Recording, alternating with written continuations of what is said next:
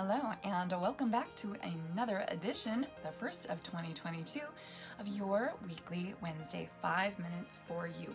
I'm Tamara Zoner, and every Wednesday I'm sharing tips and tricks and tools to help you along in this journey of life so that you can continually and consciously create a life you love.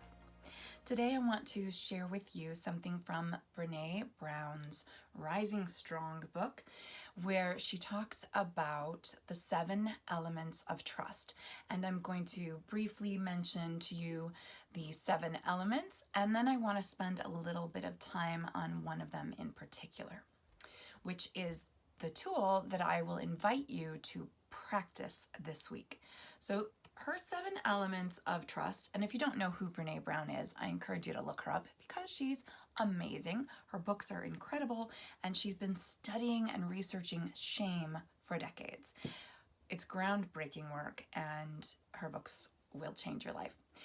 So the 7 elements that make up trust are: number 1, boundaries; 2, reliability; 3, accountability; 4, the vault; 5, integrity; 6, non-judgment; and 7, generosity. So let me briefly explain what these are. And yes, I'm going to be looking over to my right to refer to my notes because I don't want to sell you short and not give you the best of this information, thinking I can keep it all in my head, which I cannot. Knowing yourself is also important.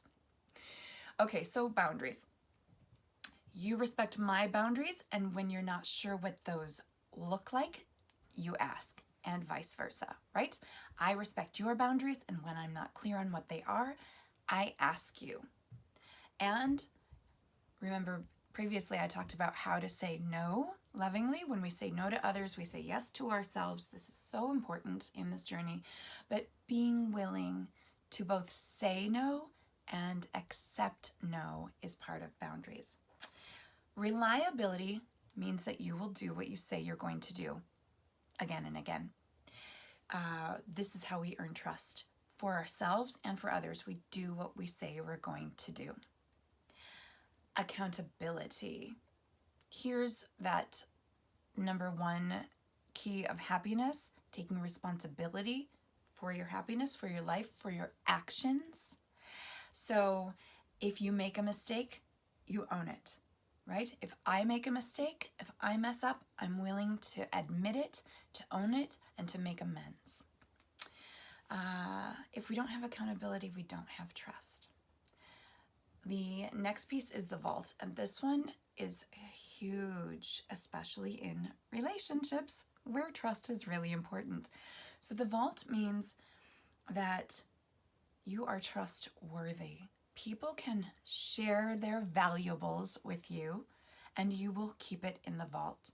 And this one is really important in friendships. For instance, if I share something in confidence with you, or even I don't ask you specifically to keep it in confidence, and then I find out you're talking about me to other people, or about my experience that I've shared with you to other people, I lose trust in you. And vice versa. This all goes both ways, right? So when you hear someone gossiping or talking about another person, whether it's mutual friends or at work, you know that you can't trust that person, right? That's the vault. So you keep it in the vault. And when you don't, if you're sharing other people's secrets with me, I know I can't trust you with mine. Okay. Integrity means that our actions match our words. I talk about integrity a lot because it's my guiding force in life, and I always kind of do this because I can feel when I'm out of integrity.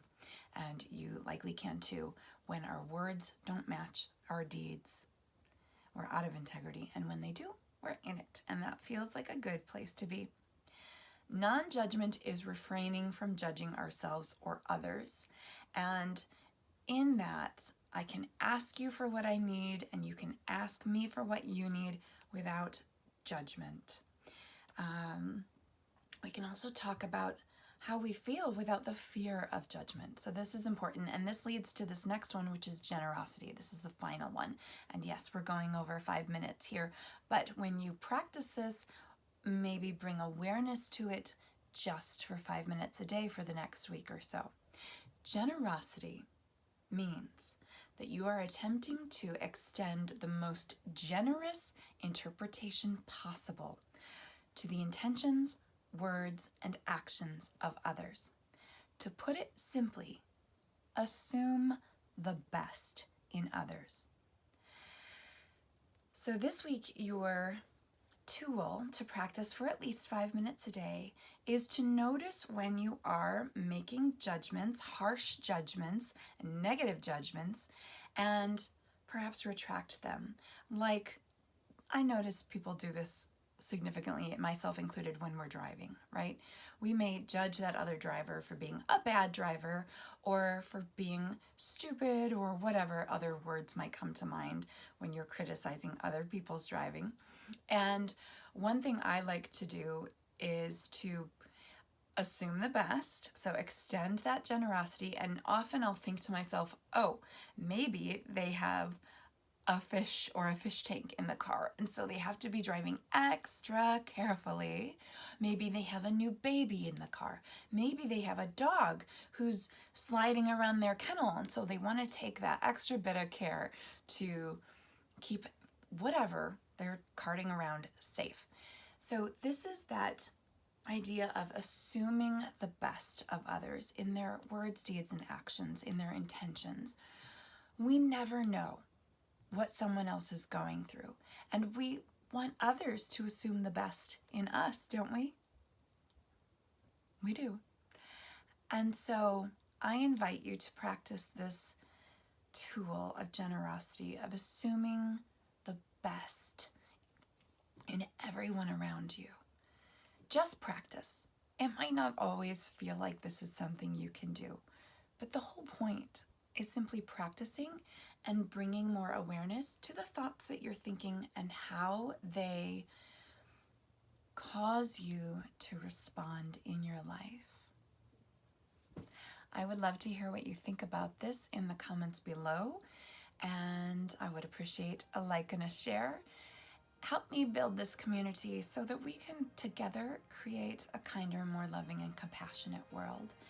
That's what I'm trying to do here, and I thank you for being a part of this and a part of my channel. And let me hear from you. Tell me what you think in the comments below, and I'll see you again very soon. I'm Tamara Zoner, loving you, appreciating you, and assuming the best out of you.